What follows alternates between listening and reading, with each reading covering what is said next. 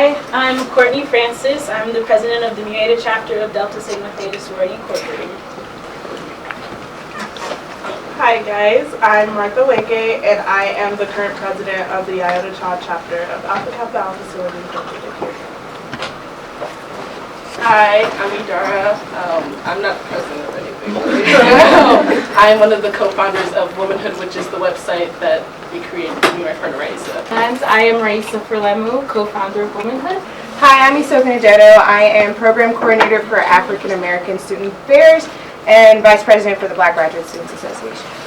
A big part of this event is Womanhood, which is the website that we started a couple of months ago, which is just basically just to make a platform for women of different backgrounds, just every woman in general, to tell their own story. And so I wanted to ask you guys, what does it mean to be a woman to you guys, just in general? What being a woman is being empowering, not just for yourself, but for your family, for your friends, for like your children if you have kids. So I think of empowerment when I think of women.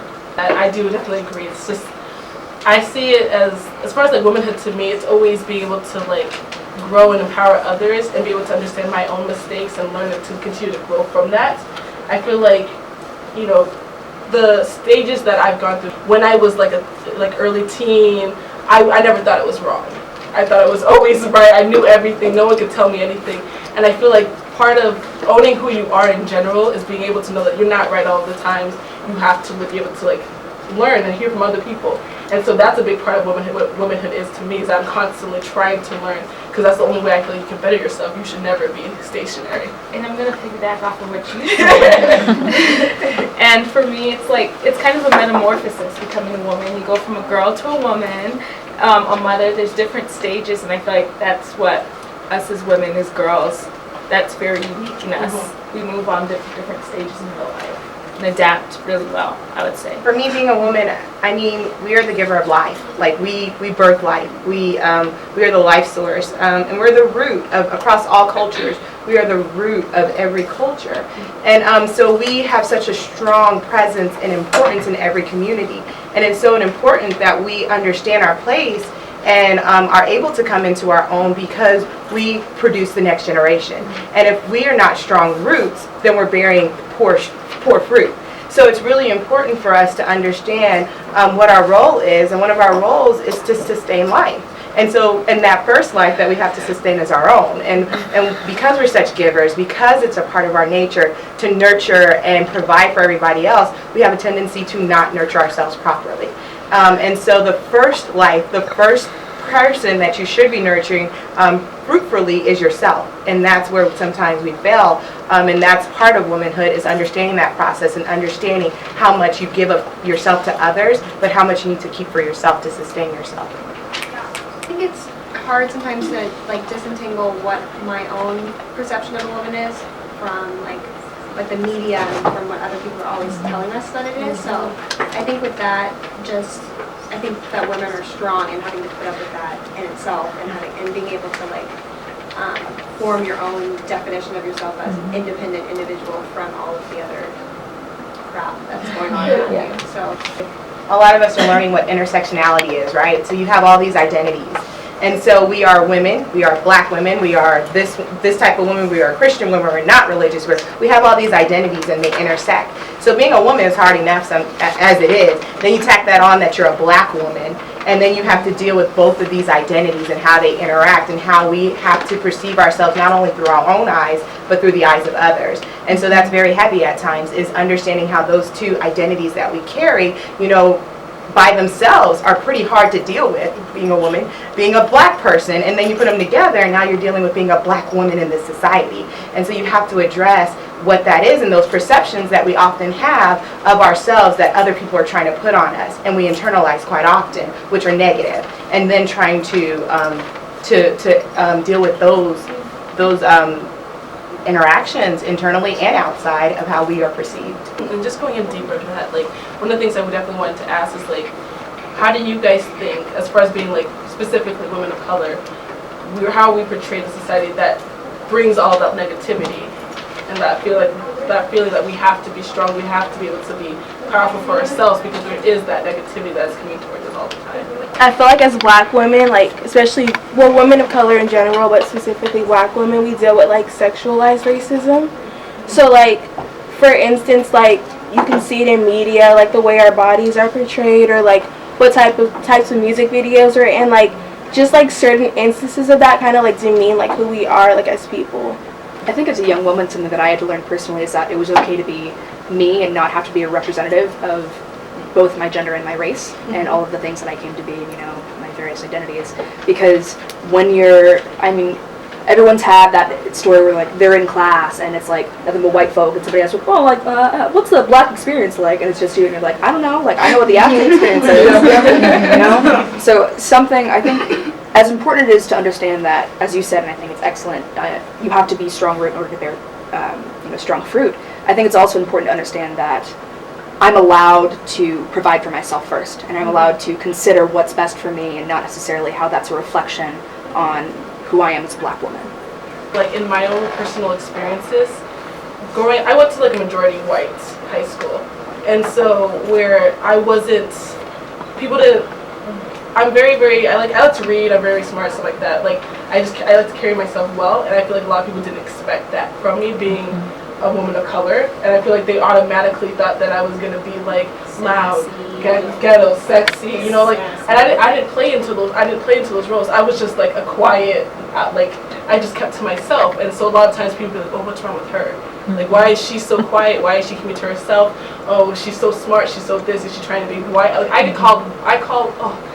if I tell you how many times people told me I was trying to be white, I cannot even like, and it's just it's damaging, because then I'm like, I started to like look into myself and be like, am I not supposed to be this way? Like, what's wrong with me being quieter? What's wrong with me not dressing a specific kind of way? What's wrong with me just being who I am?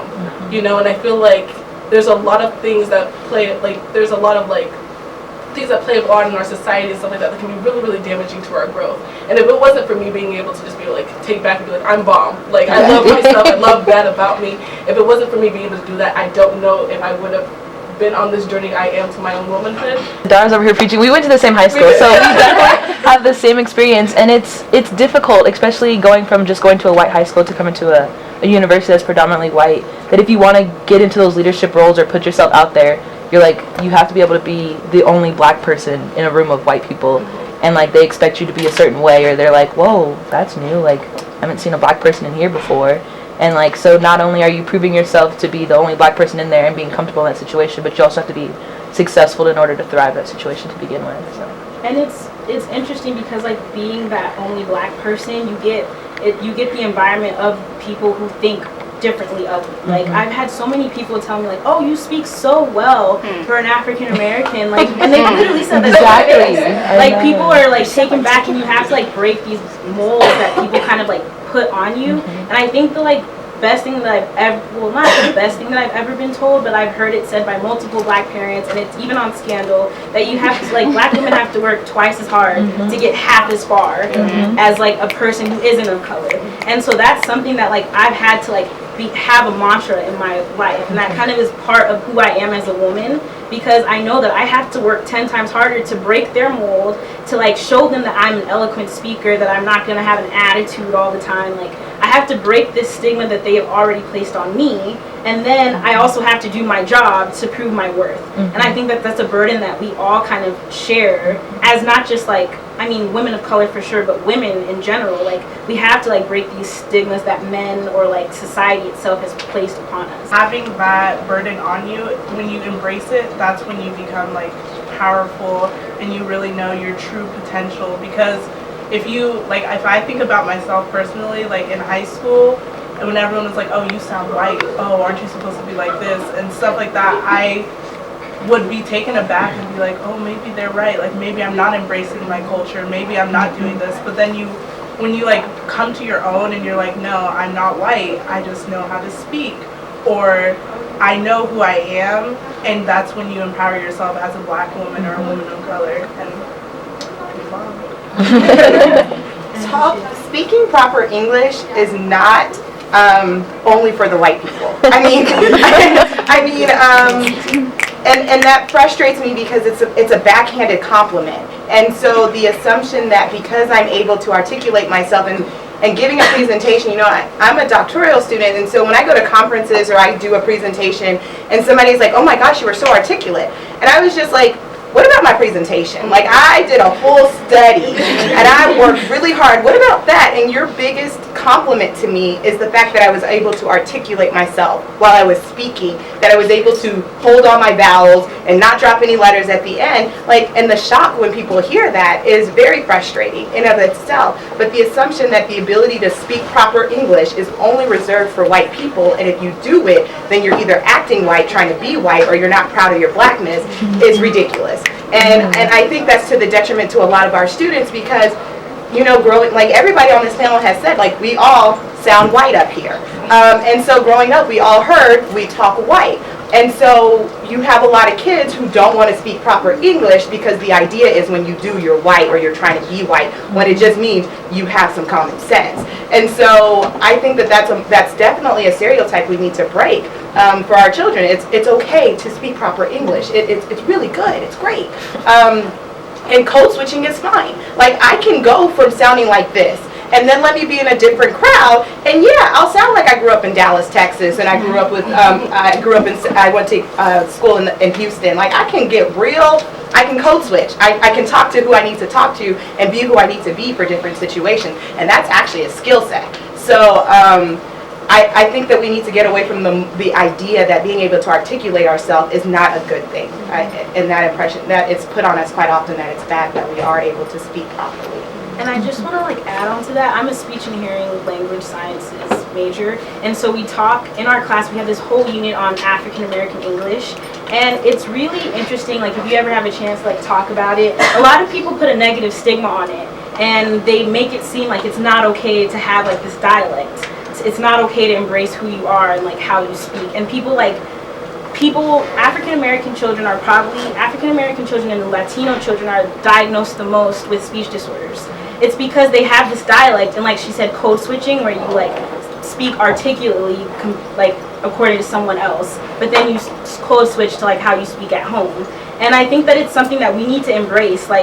If you talk to your girlfriends, my mom is from the Caribbean, and so when she's at work, she talks one way, and then when she's with her friends, you can't understand her. She's just saying some other stuff, right? But that's something that she embraces. That's something that makes her who she is. And so it's something that we can't just lose our identity just because, oh, they like how we articulate this way or whatnot. I just think it's really interesting, like what you said, we can't just let that be defining us. It really comes down to the problem that there's only one expectation of how to be a black woman, and then I feel like that applies to all women. If you're someone that's not as feminine or whatever, if you don't meet these expectations, people look at you weird. And this is something I'm still learning. I don't have to apologize for being myself. I'm goofy. That's something I'm gonna do. That's not something to be ashamed of, and that's not gonna fit your little mold or whatever. But that doesn't make it wrong. So it's a process of learning.